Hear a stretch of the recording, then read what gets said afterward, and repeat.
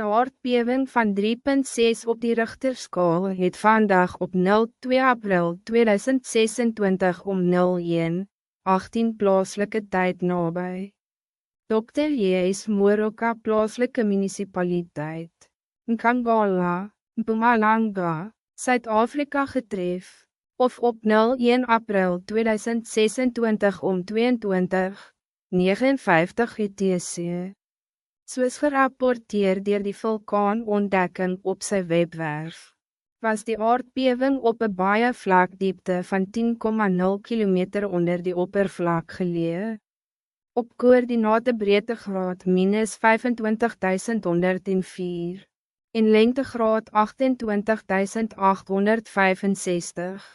Die precieze omvang, epicentrum en diepte van die aardbewing kan binnen die volgende paar uur of minute hersien word soos wat seismoloë data hersien en hul berekeninge verfyn, of soos ander agentskappe hul verslag uitreik.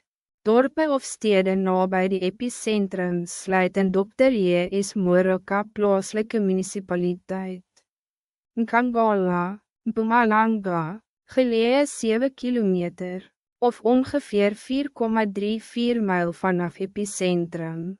Seayabuswa, Nkangala, Mpumalanga, geleë 19 km, of ongeveer 11,8 mijl weg. Kwamlanga, Nkangala, of 32 km weg, of 32 km weg, of 32 km weg. Bronkhorstspruit, Stad Tshwane Metropolitaanse Municipaliteit, Gauteng, geleë 79 km, of ongeveer 49,0 mijl weg. Die aanbevole optrede is om waaksaam te wees vir moontlike naskokke wat mag voorkom.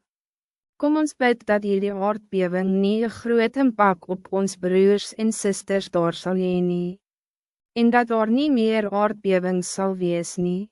Amen.